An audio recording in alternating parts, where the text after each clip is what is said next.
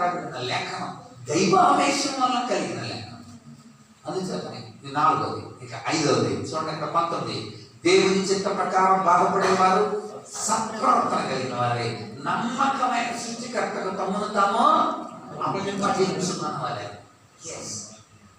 నీ ఫైల్ ప్రభువు చేతి పెట్టేట, నాయన ఇది నా జీవితం, నన్ను నేను నీకు అప్పగించుకున్నా, నువ్వు నన్ను నడిపిస్తావు, నువ్వు నన్ను అద్భుతమైన స్థితి నాకు కల్పిస్తావు. నిజంగా సబ్మిషన్. మీ ఫైల్ తీసుకెళ్ళేసే చేతులు కట్ట, ఈ 5 పనులు చేయండి అంటాడు దేవుడు. ఈ 5 పనులు చేశాడు కాబట్టి అద్భుతమైన 7 సంఘాలు కట్టాడు ఆయన. 7 సంఘాలు. కొడంగల్లు అనబడిన ఒక ప్రాంతంలో ఆయన సంఘం కట్టాడు. పాలయూరు అనబడిన ప్రాంతంలో ఆయన సంఘం కట్టాడు. కొట్టక్కూరు అనబడిన ప్రాంతంలో ఆయన సంఘం కట్టాడు. ఇప్పటికీ ఒక్కమంగళం అనబడిన ప్రాంతంలో ఆయన సంఘం కట్టాడు. నిరాణం అనబడిన ప్రాంతంలో ఆయన సంఘం కట్టాడు. నీలక్కల్ అనబడిన ప్రాంతంలో ఆయన సంఘం కట్టాడు. కొల్లం అనబడిన ప్రాంతం. ఇప్పటికీ అవి మూల సంఘాలుగా అక్కడ చెప్పుకుంటూ ఉంటారు. సంఘ స్థాపనలో, స్వార్థీకరణలో, శిష్యులను తయారు చేయడంలో, హింసను ఎదుర్కోవడంలో వెళ్ళితో పొడిచి చంపేశారు. కనుక హతసాక్షిగా అద్భుతంగా ప్రభు కోసం నిలిచాడు. దేవుడు ఆయన్ని బలపరిచిన తీరును చూస్తున్నప్పుడు ఎంత ప్రేమించి ఆయన ఇలాంటి పరిస్థితులు ఉంటాయని ఎరిగి కూడా మన దేశాన్ని ప్రేమించి దేవుని ప్రేమను చూపించాలని మన భారతదేశానికి వచ్చింది.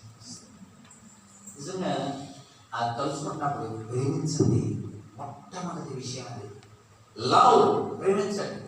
చాలామంది మనం చిన్నప్పటి నుండి కూడా స్కూల్స్లోకి వెళ్ళినప్పుడు మనము ఏమి ప్రతిజ్ఞ చేస్తాం?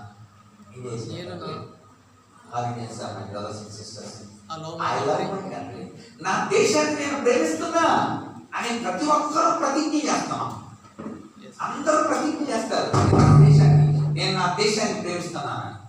దేశాన్ని ప్రేమిస్తున్నాను అంటమే కానీ దేశాన్ని ఎలా ప్రేమిస్తున్నాం అంటే ఇండియా మ్యాప్ దగ్గరికి వెళ్ళి ఒక దండం పెట్టుకుంటే దేశాన్ని ప్రేమించనక. దేశం అంటే మట్టి కాదు, దేశం అంటే మనుషుల్ని ప్రేమించాలి. ప్రేమ నేర్పించాడు యేసు ప్రభు, ప్రేమతోనే జీవించాడు. అందరూ కూడా చాలా మంది మరి కత్తులతో, యుద్ధాలతో, గుర్రాలతో, వీటితో, మరి హింసలతో, ఒకవేళ చాలామంది రాజ్యాలు స్థాపించాలని, మనుషుల్ని జయించాలని ఆశించారు. యేసు ప్రభు చేతులు ఏ ఆయుధం? ఆయన దగ్గర ఉన్నది ఒకే ఒకటి, ప్రేమ. ప్రేమతోనే జయించాడు ఆయన మొత్తం.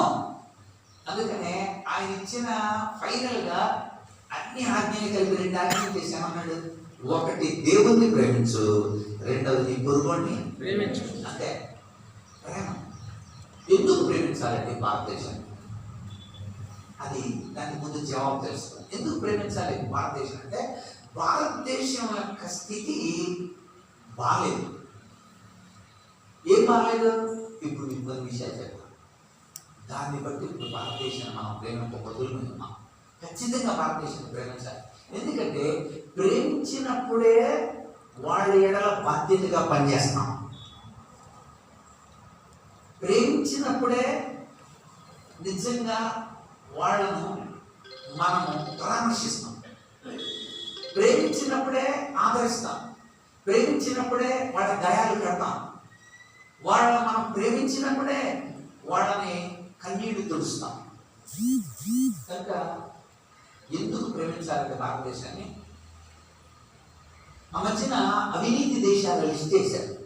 అవినీతి దేశాలు 1%, 2%, 3% అలా అవినీతి దేశాలు 148 దేశాల లిస్ట్ పెట్టారు. బాగా అవినీతిలో కూరుకుపోయిన దేశం 148లో ఉంది. మన భారతదేశం ఎక్కడ తెలుసు అంటే 144లో ఉంది. అంటే ఏంటి అర్థం? భారతదేశం అవినీతితో కూరుకుపోయింది. ఈ అవినీతిని తొలగించాలంటే నీతిని పెంచాలి. మనం చేయాల్సింది అదే. అవినీతిని నువ్వు తొలగించలేవు, నీతిని పెంచుకుంటా వెళితే అవినీతి దొరుకుతుంది. అంటే అర్థమైందా? దీపాలు వెలిగిస్తా ఉంటే చీకటే పోతాయి. దీపం వెలిగించడం నేర్చుకోవాలి. నేను అడ్డు మార్చేస్తా, ఈమె నువ్వు ఎవరిని మార్చలేదు, ఎవరిని మార్చలేదు. నువ్వు చేయాల్సిన పని ఏంటంటే సత్యం ఏంటో, సత్యమై ఉన్న క్రీస్తు ఎందుకు వచ్చాడు, పరిశుద్ధత ఏంటో, నీతి ఏంటో నీ జీవితంలో అవలంబిస్తూ ఇతరుల దీపాన్ని ఏం చేస్తుండాలా, వెలిగిస్తూ ఉండాలి. నీతిని పెంచాలి. నీతి అంటే అర్థం ఏంటి? ద్వితీయోపదేశం 6వ అధ్యాయం 25వ వచనంలో ఉంది. నీతి అంటే ఏంటంటే ఆయన చెప్పినట్టు మనం చేస్తే నీతి కలుగును. చదవండి ఏమన్నా అక్కడ, ద్వితీయోపదేశం 6వ అధ్యాయం 25వ వచనం. మన దేవుడైన యెహోవా మనకు ఆజ్ఞాపించినట్లు ఆయన సన్నిధిని ఈ సమస్తమైన ఆజ్ఞలను అనుసరించి మనం నడుచుకున్నప్పుడు మనకు నీతి కలుగును. భారతదేశంలో సరిగ్గా నడుస్తున్న స్థితి లేదు. వ్యభిచారం ఎక్కువ ఉంది, గంజాయి ఎక్కువగా జరుగుతుంది, విచ్చలవిడుతనం అందరి, మరి భయంకరమైన ఆత్మహత్యలు జరుగుతున్నాయి భారతదేశంలో. అంటే విగ్రహారాధన అధికంగా ఉంది. అసలు అలా ఉంది మన భారతదేశం. అందుచేత అవినీతి ఎక్కువగా ఉంది. డబ్బులు చేతులు తడపకపోతే పనులేవి అవ్వని పరిస్థితిలో ఉంది. ఇలాంటి దౌర్జన్యం, హింస, మరి ఇలాంటి పరిస్థితుల్లో అవినీతి, సకల దుర్నీతి ఉంది. అందుచేత మనం నీతిని పెంచాలి. మనం పేపర్లు చూస్తే తెల్లారి తెలిసిందంటే అదే భర్త భార్యలు భర్తలు చంపాడు. రాత్రి న్యూస్, ఒక కుర్రాడు తన అవసరాల కోసం తండ్రి డబ్బులు ఇవ్వలేదని తండ్రిని నరికి చంపేశాడు.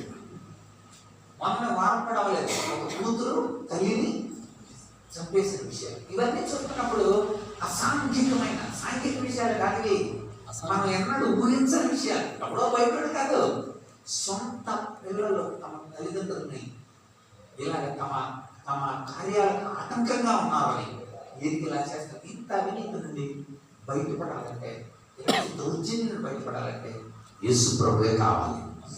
ఎందుకంటే ఆయన శాంతముడు, ఆయన సమాధానం ఇచ్చేవాడు. ఆయన పేరు సమాధాన. అందుచేత మనం ఆయన పరిచయం చేయాలి. అలాంటి భారతదేశం. ఇంకొక విషయం, గత 15 రోజుల క్రితం ఒక అద్భుతమైన న్యూస్ చదివాను. ఆశ్చర్యపోయారు. ఏంటంటే ప్రపంచ దేశాలు అసహించుకుంటున్న దేశాలు, ప్రపంచంలోని ప్రజలు ఏ దేశాన్ని అసహించుకుంటున్నాయో లిస్ట్ చేశారు. అందులో 10వ స్థానంలో చైనా ఉంది, 10వ స్థానంలో భారతదేశం ఉంది. అంటే టాప్ 10లోకి భారతదేశం చేరిపోయింది. అంటే ప్రపంచ దేశాలలోని ప్రజలు భారతదేశాన్ని చూస్తున్నప్పుడు అసహించుకుంటారు.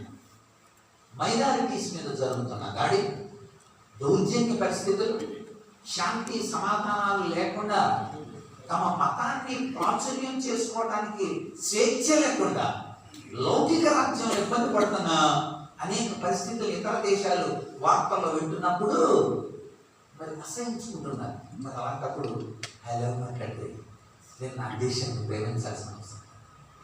అందుచేత మనం కూడా ఆ పాట పాడుకుంటాం కదా, మనం కూడా I love my India, I pray for India. నేను భారతదేశాన్ని ప్రేమిస్తున్నా, నేను భారతదేశం కోసం ప్రార్థిస్తాను. నేను ప్రార్థించడం మాత్రమే కాదు, నీ ప్రేమను క్రియాత్మకంగా వ్యక్తం చేయాలి. నువ్వు భారతదేశాన్ని మార్చడం అంటే నువ్వు నీతిని పెంచడమే, నీతిని పరిచయం చేయడమే, మంచిని పెంచి మంచిని పంచి అది నువ్వు చేయాల్సి. ఇంకొక విషయం చెబుతాను. ఈ మధ్యన పౌర హక్కుల స్టేటస్ ఇచ్చారు.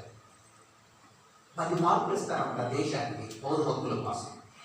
10 మార్కులలో 4.7 స్థానంలో ఉంది భారతదేశం. 5 మార్కులు రాకపోతే, మన భాషలో చెప్తాను, 5 మార్కులు రాకపోతే ఆ దేశంలో ప్రజలు సురక్షితంగా లేరు అని అర్థం. సగటు 5 మార్కులు కనీసం కలిగి ఉండాలి. వాళ్ళు కొంచెం విధులు పెట్టి దానికి మార్కులు వేసి ఆ 10 మార్క్స్తో గణన చేస్తారన్నమాట. ఇవన్నీ మీరు స్టాట్స్, ఇండియా స్టాట్స్ చూస్తే తెలిసి. అంటే పౌర హక్కులు ఉల్లంఘింపబడతా ఉన్నాయి. పౌరుడు తన హక్కుని తాను వినియోగించుకోవడానికి కూడా స్వేచ్ఛ లేదు. స్వేచ్ఛ లేదు. దానికి కారణం మనము భయంకరమైన పరిపాలనలో, భయంకరమైన పరిస్థితుల్లో, భయంకరమైన బైబిల్ వ్యతిరేక స్థితిగతుల్లో మనం పడుతుంది. అందుచేత ఖచ్చితంగా మనం ప్రార్థన చేయాలి, ఖచ్చితంగా మనం పనిచేయాలి. లవ్ అందుకని మొట్టమొదటి శ్లోకంగా పెట్టారు, నువ్వు ప్రేమించాలని. భారతదేశాన్ని తిట్టుకుంటూ బతికాను అనుకోండి, ఇలాంటి దేశం అనకండి, ఎప్పుడు అలా అనకూడదు. అలాంటి దేశంలో మనం ఉన్నందుకు, మనల్ని పెట్టినందుకు దేవునికి వందనాలు చెప్పే రంగంలోకి దిగాలి మనం. అది ఒక డాక్టర్ని రోగులున్న చోట, ఎక్కువ మంది రోగులు ఉన్న చోట డాక్టర్ని వేస్తే ఆ డాక్టర్ రోగులు ఉన్న చోట డాక్టర్ ఎంతమంది దగ్గర అంటే మనం ఏమంటాం, నువ్వు ఉంది దిగా, నువ్వు ఎవరు అసలు, నీ ప్రొఫెషన్ ఏంటే, నీ వృత్తి ఏంటే? డాక్టర్. నేను తీసుకెళ్ళి ఎక్కడ కుండల దగ్గర పెట్టాలా? కుండల దగ్గర పెడతారా, మల్లెపూల దగ్గర పెడతారా? డాక్టర్ని ఎక్కడ పెడతారా? పేషెంట్ దగ్గర పెడతారు. పేషెంట్ ఎక్కువ వెరీ గుడ్, ఇక్కడ నేను బాగా సేవ చేయొచ్చు అని అలాగే. అందుకని దేవుడు ఏమన్నా తెలుసా, గురువులాగా మిమ్మల్ని పంపిస్తాను. ఎక్కడికో తెలుసా, దగ్గర పంపుతాడంట. నిజానికి మనం ఏమంటాం, అయినా మన సింహాల పంపించు, మొత్తం గొర్రెలు తినేస్తాం కాదంట. ఈ గొర్రెలని ఈ ప్రేమతో తోడేలా మార్చాలంట. ప్రేమతో మార్చే స్థితి.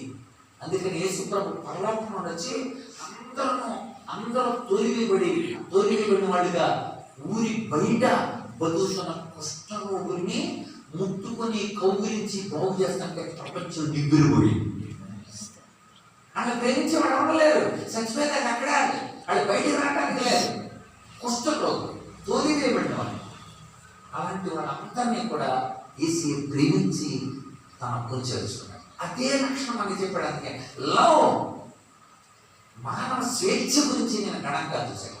మానవ స్వేచ్ఛ సంవత్సరానికి పడిపోతాం. 2019లో 6.9 ఉంటే 2020లో 6.7 ఉంటే వరుసగా తీసుకెళ్ళిపోతుంది. మానవ స్వేచ్ఛ లేదు దేశంలో, స్వేచ్ఛ పడిపోతుంది, హక్కులు కాలరాస్తున్నారు. దానికి కారణాలు ఏంటని చూస్తే అందులో చాలా కారణాలు చెప్పారు. ఏకపక్ష నిర్ణయాలు జరుగుతుంది, హింస జరుగుతుంది, చట్ట విరుద్ధమైన కార్యాలు చేస్తున్నారు. చాలా అధికారంలో ఉన్నవాళ్ళు తమ నిర్ణయాలనే రాజ్యాంగంగా చెబుతున్నారు. ఈ కారణాలన్నింటితో స్వేచ్ఛ పోయింది. క్రైస్తవుల్ని 2వ వర్గంగా చేయాలని, క్రైస్తవులకు ఓటు హక్కు ఇవ్వకూడదని, క్రైస్తవులు అసలు జనాభా లెక్కలో ఒక ప్రత్యేకమైన తరగతిగా చూపించాలని రాజ్యాంగం కొత్తగా రాసేసారు. మీకు తెలియదేమో, రాజ్యాంగం కూడా రాసేసారు, అమలు అవ్వలేదంతే. చెప్పేశారు మొన్న జరిగిన ఒక వాళ్ళ సర్వసభ సమావేశంలో వాళ్ళకి మనకి ఈ దనకు వచ్చేస్తుంటే, ఇలా ప్రతిపక్షం ఇంత తక్కువగా ఉంటే వెంటనే ఈ రాజ్యాంగాన్ని అమలు చేసేద్దామని అంత ప్రమాణాలు చేసేసుకుని రెడీగా ఉన్నారు. మరి ఇలాంటి పరిస్థితుల్లో నేను ఆ దేశాన్ని ప్రేమించబద్దులమైన గుర్తుపెట్టుకోండి, దేశాన్ని ప్రేమించాలి. అందుకని అక్కడ పౌరులు నాకు చాలా బాధ ఉంది, తీరని వేదన ఉంది, మానని ఆ చింత ఉంది నా దగ్గర. సంఘాల గురించి కూడా, సంఘాల మీద దాడి చేస్తూ ఎందుకున్నారు అక్కడ, ఏంటి, ఎంతమంది, మీరు ఎస్సీఆ బీసీసీఆ, ఇలా సంఘాల మీద పడి. అందుకని పౌరులు అంటాడు, కొరింథీ 2వ పత్రిక 11 అధ్యాయం, కొరింథీయులకు రాసిన 2వ పత్రిక 11 అధ్యాయం 28, ఇవియుగాక సంఘములన్నింటి గురించిన చింత కలదు. సంఘాలన్నింటి గురించి చింత ఉందంట అపోస్తలుడైన పౌలుకి. అంతేకాదు, ఈ భారము దినదినము పెరిగిపోతుందంట. ఈ 10 సంవత్సరాలు ఈ ప్రేమ గురించి చెప్పండి, ఈ ప్రేమను చూపిండి, ఈ ప్రేమ కార్యాలు చేయండి అని టికెట్ పెట్టారనమాట. 2021 నుండి అందరికీ అవేర్నెస్ చేయండి. ఫస్ట్ అందులో లవ్, ప్రేమించడం నేర్పండి. ప్రేమించడం తెలుసుకోండి. ప్రేమించడం జీవిత కార్యాల్లో ఒకటిగా మీరు చేసుకోండి. ఇది మొట్టమొదటి. రెండవది సర్వ్, సేవ చేయండి. సేవ చేయడానికి రావాలి. మనం సేవకులం. ఏం చెప్పండి? సేవకులం అంటే సేవకులం, సేవ చేయడం కోసం ఉన్నవాడు. అపోస్తలుడైన పౌలు అంటాడు కొరింథీయులకు రాస్తూ, కొరింథీ పట్టణం 2 సముద్రాల మధ్య ఉంది. అటు సముద్రం, ఇటు సముద్రం ఈ మధ్యలో ఉంది. ఇటు నావికులు, తర్వాత యాత్రికులు, ఇటు రోమీలు, ఇంకా రకరకాల ఇటు కూడా అలా అంత నిండిపోయింది. అంటే కొరింథీ పట్టణం మిశ్రిత జనంతో ఉంది. అక్కడ రకరకాలైన ప్రజలు అక్కడికి వస్తున్నారు. అందులో అప్పుడు గవర్నమెంట్ ఆలోచించి ఏం చేసిందంటే వాళ్ళకి తాగడానికి, తినడానికి, ఎంజాయ్ చేయడానికి అన్ని వసతులు కల్పిస్తూ ఉంది. కొరింథీ అంటేనే అర్థం అలలని అర్థం. కొరింథీ అంటేనే అలలని అర్థం. అక్కడ వేశ్యలకి 1000 మంది వేశ్యలకి పర్మిషన్ ఇచ్చేశారు వ్యభిచారం కోసం. అంత దుర్మార్గమైన ఆ పట్టణంలో ఆయన అంటాడు, ఆ వాడలను చూపెడుతూ ఆ వాడల్లో పైన లగ్జరీగా చక్కగా కూర్చున్న అధికారులు ఉంటారు, బాగా తాగుతున్న రాజులు, వీళ్ళంతా ప్రయాణాలు చేస్తూ ఉంటారు. నేను ఎవరు అనుకుంటున్నాను? వాడ అమరమున్న కింద భాగంలో నీళ్ళు వస్తాయేమో, ఒకవేళ కర్రకి ఏదైనా, షిప్కి ఏదైనా డ్యామేజ్ జరిగిందేమో అంటూ వాడలో కింద పరిచర్య చేస్తున్న సేవకులు మేము అంటాడు. 4వ అధ్యాయం చూడండి, ఇప్పుడు మీకు అర్థం అవుతుంది అతడు వాడిన పదం ఏంటో. సో 4వ అధ్యాయం, ఏ రోజున క్రీస్తు సేవకులు మరియు దేవుని మర్మ విషయంలో గృహ నిర్మాణ హక్కులు మరియు ప్రతి మనుషుడు మమ్మల్ని భావించాలి. మమ్మల్ని పెద్ద లేడరా పాల్సన్ గారు కాదు, పాల్సన్ గారు సేవకుడు రా అని అనుకుంటాం. నాని సేవకుడు అంటే ప్రతి అవసరాలను చేస్తాడు. నీ కన్నీటిని తోడడానికి, నీకు సహాయపడటానికి కోసం, నిన్ను తీసుకెళ్ళడానికి కోసం, నీకు మార్గదర్శనం ఇవ్వడం కోసం, నీ బాధను అర్థం చేసుకుని నీకు గైడెన్స్ ఇవ్వడం కోసం అన్ని విషయాలు ఉంటాడు. నీకు ఒక సేవకుడు. మన ఇంట్లో కూడా చాలాసార్లు 10 మనుషులు పెట్టుకుంటాం. 10 మనుషులు అన్నింటికి వాడతారు. బట్టలు ఉతకడానికి, లేకపోతే ఇల్లు తుడవడానికి, లేకపోతే కూరగాయలు తీసుకురావడానికి కోసం. యేసయ్య కార్యాలలో మనం ఎవరో చెప్పండి? పనివాళ్ళం, అంటే సేవకులు. ఆయన దాసులు. అలాగ ప్రజలకు అర్థం అవ్వాలంట. వీళ్ళు పరిచయ విషయంలో 24/7 అంటే ప్రతి అవసరాన్ని మరి దేవుడు వారి ద్వారా మనకు తన కార్యాన్ని నెరవేరుస్తాడు అని ప్రజలకు అర్థం కావాలంట. అది సేవ అంటే. పౌరులు అదే గుర్తు చేస్తున్నాడు. కొరింథీయులకు రాసిన పత్రికలో ఒకసారి నేను ఈ విషయాన్ని చెబుతున్నాను. ఒకసారి చూడండి, కొరింథీ 2వ పత్రిక 5వ అధ్యాయం. కొరింథీ 2వ పత్రిక 5వ అధ్యాయం 11వ వచనం.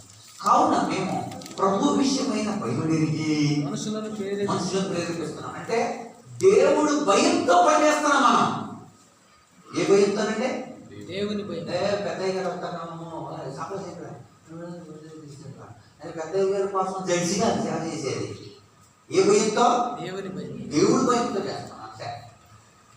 కనుక చాలా మంది చేయలేకపోవడానికి కారణాలు ఇవే. చింత లేదు, భారం లేదు, దేవుడు భయం లేదు.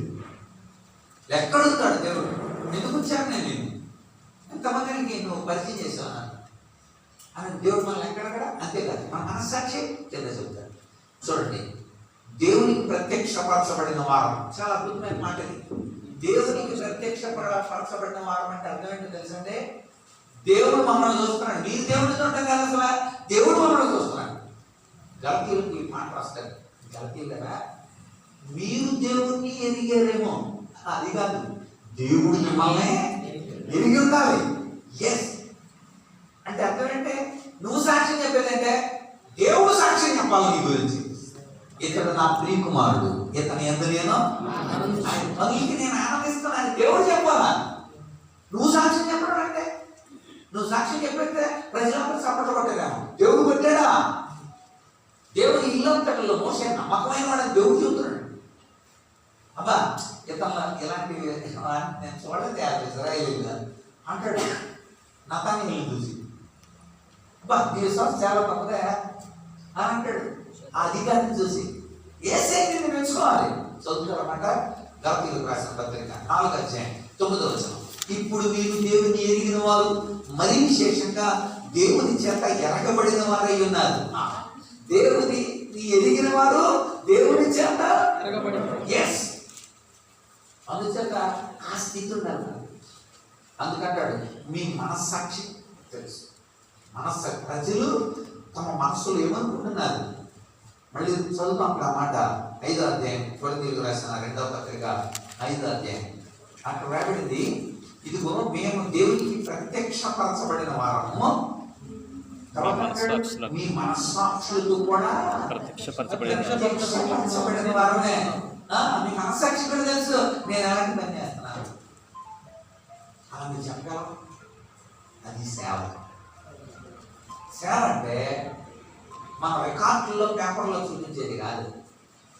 సేవ అంటే దేవుని ద్వారా సాక్ష్యం పొందేది, మనస్సాక్షి పరంగా చేసేది.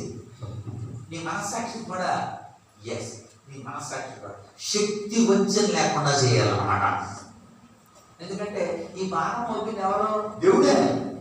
దేవుడే భారం మోపాడు కదా. విలాపవాక్యాల్లో మనకి ఆ మాట కనపడుతుంది. 3:26 చూడండి ఒకసారి. విలాపవాక్యాలు 3వ అధ్యాయం 27. నరులు ఆశ కలిగి యెహోవాను గ్రహించే రక్షణతో ఓపికతో కనిపెట్టు మంచిది. కాడి మోయిట నరునికి మేలు, అతని మీద దానిని మోపినవాడు యెహోవాయే. దేవుడే. ఈ కాడి ఎవరు మోపారు? దేవుడే. పరిచర్యకి నిలబెట్టింది ఎవరు? దేవుడే. పరిచర్యకి మనల్ని తీసుకెళ్ళేది ఎవరు? దేవుడే. పరిచర్యలో మనకు మాటలు ఇచ్చి మనం ఏం చెప్పాలో చెప్పేది కూడా దేవుడే. అలా ముందుగా సిద్ధపరిచేది ఆత్మ ద్వారా దేవుడే. దేవుడే ఇంత గొప్ప కార్యాలు తన కార్యాలు తనే జరిగించుకోవడానికి ఇష్టపడు. చేత దేవుని చేత ప్రేరేపితుడై తోమ భారతదేశానికి రావడం జరిగింది. అయితే ఈ సేవలో మీకు సేవ చేయలేకపోవడానికి గల కారణం ఏంటంటే చాలామంది వాళ్ళు హరితాత్మం లేదు. ఏం లేదు?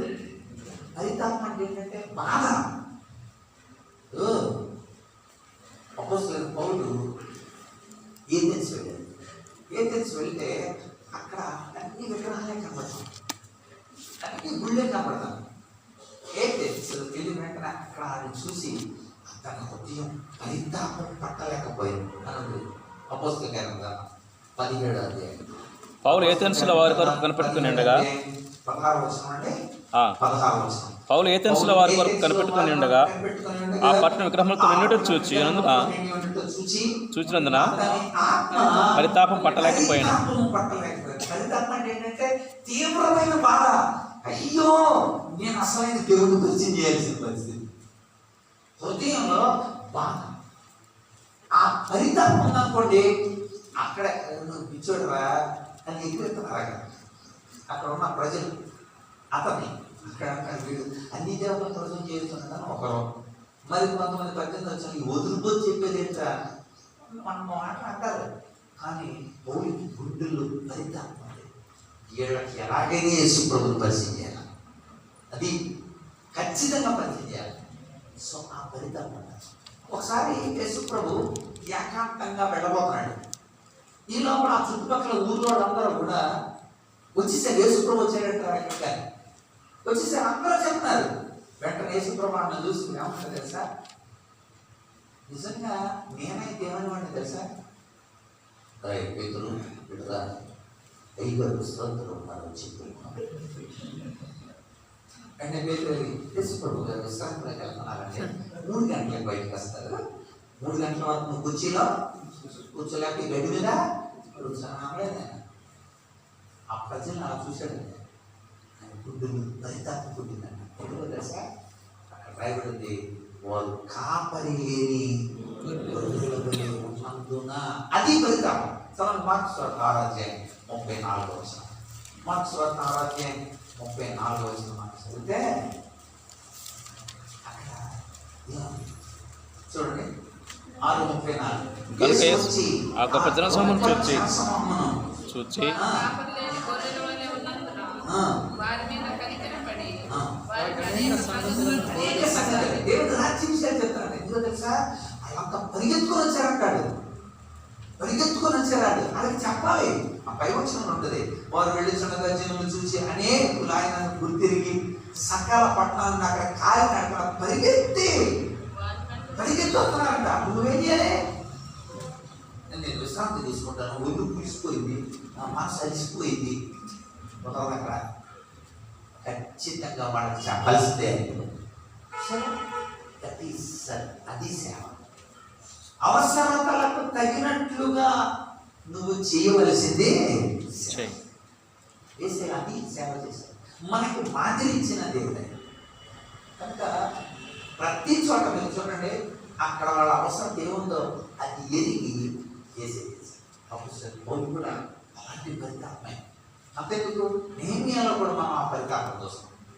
యెరూషలేము గోడ మీద కూలిపోయి అంత కాల్చబడి కూల్చబడి యెరూషలేముకు భద్రత లేకుండా ఏ శత్రువైనా లోపలికి వచ్చే విధంగా ఆ యెరూషలేము ఉన్నప్పుడు ఒక జెరుబ్బాబెలు నాయకత్వంలో మొట్టమొదటి విడతొచ్చారు. ఇంకా చాలా మంది అక్కడే ఉండిపోయారు. ఎజ్రా నాయకత్వంలో రెండో విడతొచ్చారు. ఇంకా అక్కడ చాలా మంది ఉండిపోయారు. ఆ గోడ ఇంకా కట్టబడలేదు. ఈ విషయం నెహెమ్యాకి తెలిసినప్పుడు అక్కడ రాయబడిన మాట చూడండి. అక్కడ మొట్టమొదటి అధ్యాయం 4వ వచనంలో రాయబడి ఉంటుంది. నెహెమ్యా గ్రంథం 1:4. ఈ మాటలు ఆ మాటలు విన్నప్పుడు నేను కూర్చుండి ఏడ్చి కొన్ని దుఃఖముతో ఉపవాసం ఉండి. కొన్ని దినములు దుఃఖంతో, అది పరితాపం. కూలిపోయిన గోడలో నెహెమ్యాకి ఎందుకు కన్నీరు? కనుక అనేక మంది డ్రగ్స్కి అలవాటు పడి యవనస్తులు ఈరోజు ప్రతి చోటండి గంజాయి చాలా దారుణంగా ఉంది. అనేక మంది యవనస్తులు గంజాయికి అలవాటు పడి, ఇంజక్షన్కి అలవాటు పడి, డ్రగ్స్కి అలవాటు పడిపోయారు. కనుక వాళ్ళు చూస్తున్నప్పుడు అతడు మోకరించి ఉపవాసం అంటే కన్యలతో దేవుని ప్రార్థన చేస్తున్నాడు. అది పరితాపం. సరే వెంటనే వెళ్ళిపోయాడు రాజుగారి దగ్గర. రాజుగారు కూడా మరి చక్కగా దేవుని ఆత్మచేత నడిపించబడతాను. నిజంగా మీరు ఒక మంచి కార్యం చేస్తే దేవుడు ఆమేన్ అంటాడండి. బైబిల్లో ఉందామాట. ఫిబ్రవరి పత్రిక 13వ అధ్యాయం 20వ వచనం. మీరు మంచి పని చేస్తే ఖచ్చితంగా దేవుడు తన చిత్తాన్ని నెరవేరుస్తాడు. గొర్రెల గొప్ప కాపరి యేసు ప్రభువును తన నిత్యమైన నిబంధన సంబంధం రక్తమును బట్టి మృతుల్లో లేపిన సమాధానకర్త దేవుడు యేసుక్రీస్తు ద్వారా తన దృష్టికి అనుకూలమైన దానిని మనలో జరిగించు ప్రతి మంచి విషయంలో తన చిత్త ప్రకారం చేయుటకు మిమ్మల్ని సిద్ధపరచును గాక. ఏ విషయాలలో? మంచి విషయం. ప్రతి మంచి విషయాల్లో మనందరం ఇక్కడ గ్యాదర్ అవుదాం అనుకున్నామండి. సేవకులు అందరం గ్యాదర్. ఇది మంచి విషయం కదా. దేవుడు వెంటనే ఏం చేస్తాడు? ఆమేన్. మనందరం స్వార్థికంలో ఒక ధ్వజంలా ఒక ఉన్నతమైన దేవుని యొక్క కార్యాన్ని నెరవేర్చడానికి ఒక మూమెంట్ రావడం కోసం, ఒక డ్రైవ్ కలగడం కోసం మనందరం సంఘటిత శక్తిగా వెళ్ళాలని నిర్ణయం చేస్తాం అనుకోండి. దేవుడు ఆమె మనందరం కలిసి ఏక మనసుతో ప్రార్థన చేయాలని అనుకోండి. దేవుడు ఏం చేస్తాడు? ఆమె సార్ మీరు సేవ చేయాలని దేవుడు కోరుతాడు. దానికి కావలసిన వనరులన్నీ ఆయన ఇస్తాడు. ఆయనే నడిపించాడు, ఆయనే పోషించాడు, ఆయనే సంఘాలను స్థాపించాడు. తోమా ద్వారా ఈరోజు నీ ద్వారా నా ద్వారా సేవ చేయాలి. కూడా ఖచ్చితంగా సేవ చేయాలి. సేవ మన శ్వాస. మన శ్వాస మీద ధ్యాస పెట్టండి అని నాకు మెసేజ్ పెట్టారు. శ్వాస మీద ధ్యాస పెట్టండి అంటే నేను వెంటనే రెగ్యులర్ పెట్టా. శ్వాస మీద ధ్యాస కాదు, శ్వాసించినోడి మీద ధ్యాస పెట్టాలి. శ్వాస మీద ధ్యాస కాదు, శ్వాస ఇచ్చినోడి మీద. మీకు శ్వాస ఉశ్వాస నిశ్వాసలు ఉన్నాయా?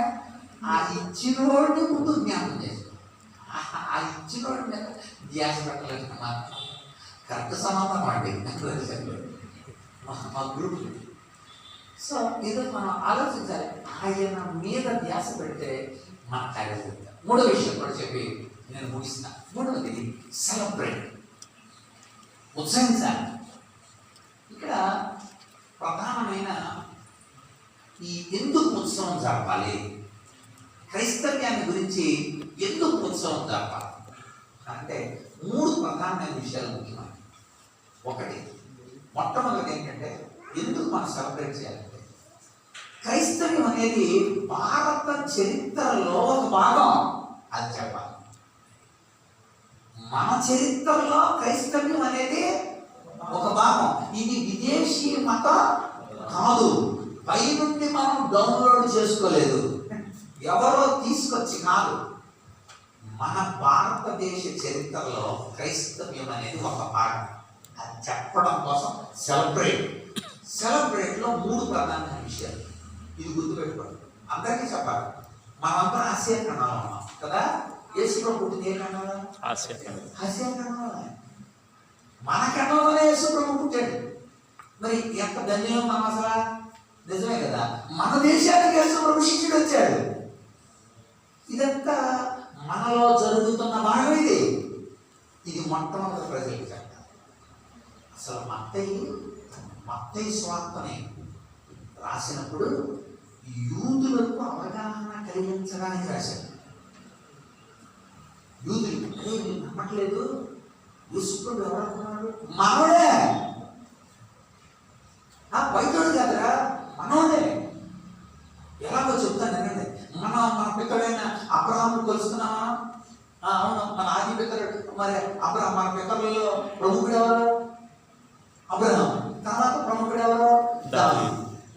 నేను చెప్తున్నాను, అది వంశావళి మొదలైంది రాశారు. వంశావళి రాసేటప్పుడు మొట్టమొదటి లైన్ ఏం రాశారు సార్? ఆ గోత్రకర్తల పేరుతో రాశారు.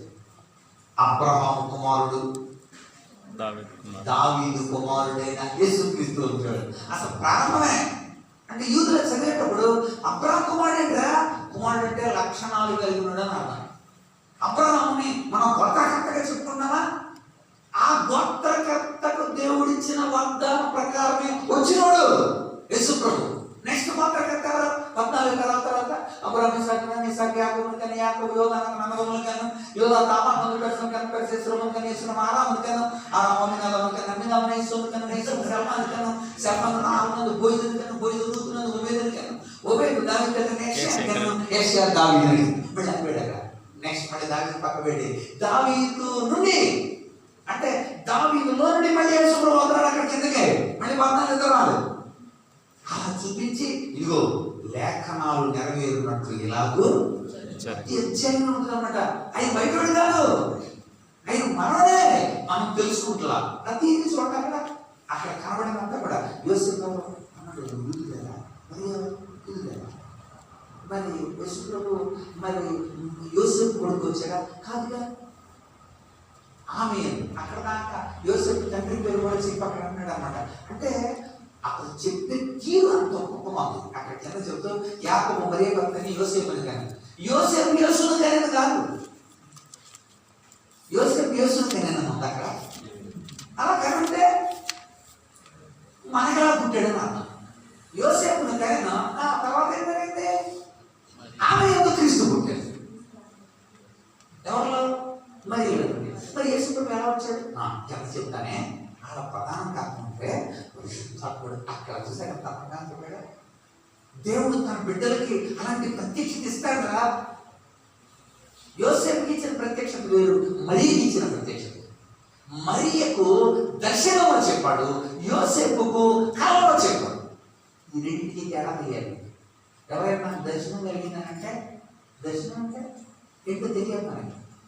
కళ అంటే ఏంటో తెలియదు. చాలా మంది ఇది తెలియక కన్ఫ్యూజ్ అయ్యి దేవుడు దర్శనంలో కనపడ్డాడు. అలా కనపడతాడు, ఆయన తెల్ల గడ్డం తెల్ల బట్టలు వేసుకున్నాను, ఆ దర్శనంలో చూశాను అని అంటే ఇప్పుడు మీ పాయింట్ విషయం లేదు.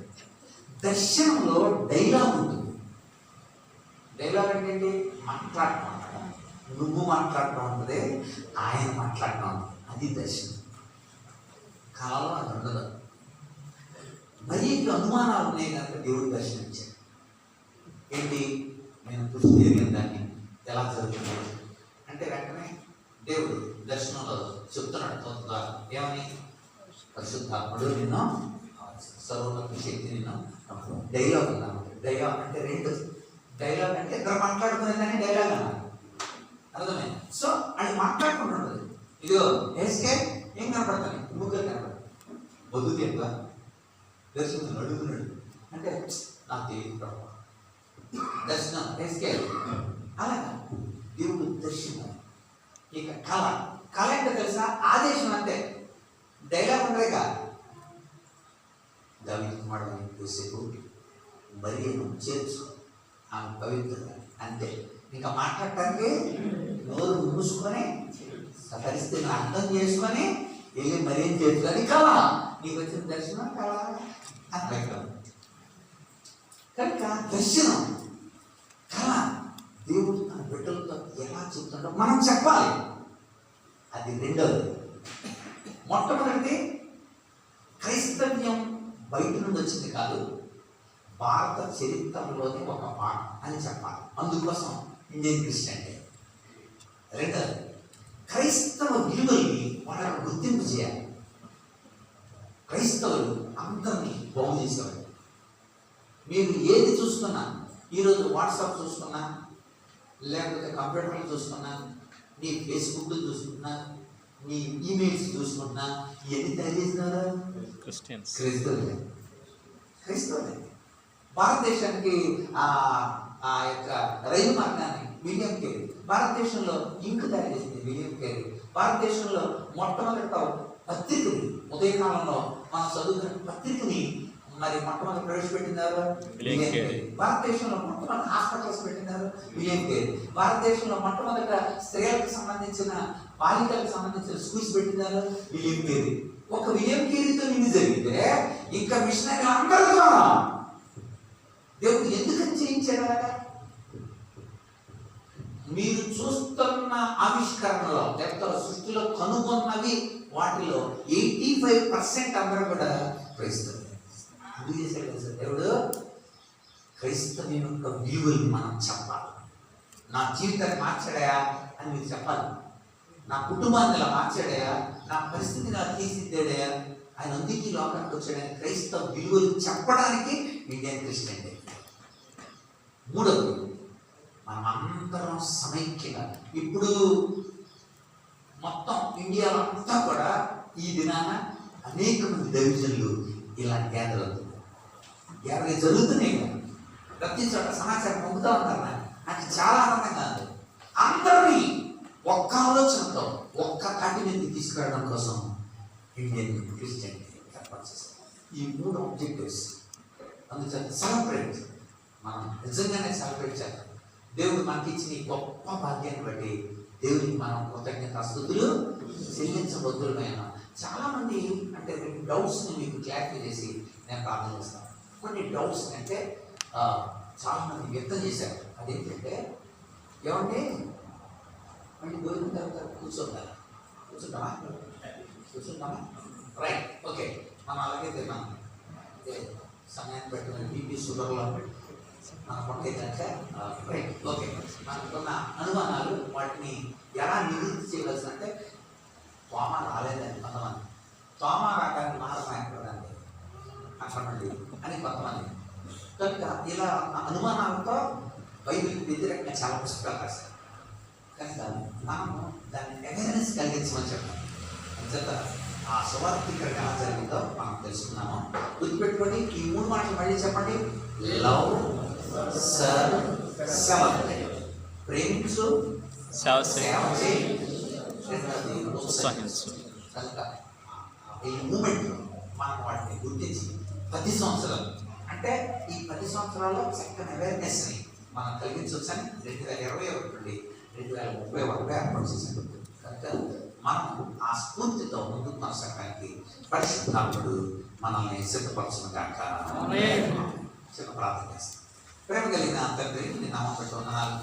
మా దేశమంతా ఏదో ఇండియన్ క్రిస్టియన్ డే జరుపుకుంటుండగా ప్రభువా, నీ యొక్క ఉన్నతమైన ఉచితమైన కృప మా ఎడల మీరు వెల్లడి చేసి, మేమందరం ప్రభువా నీ బిడ్డలు కానీ, జనాంగం కానీ, సొత్తైన ప్రజలు కానీ, నీ పేరు పెట్టబడిన వారుగా, నీ పిలుపు ఏర్పాటు కలిగి ఉన్నవారుగా మేము ఒక చోట చేరి నిన్ను స్తుతించడానికి, నిన్ను మహిమపరచడానికి, కానీ నిన్ను కనపరచడానికి, లేఖనాలు మేము అర్థం చేసుకోవడానికి మీరు మాకు ఇచ్చిన గొప్ప భాగ్యాన్ని బట్టి కృతజ్ఞతాస్తుతులు చెల్లిస్తూ మమ్మల్ని అందరినీ సిద్ధపరచున్నాం.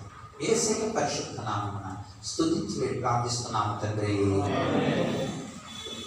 అందరికి వందనాలండి.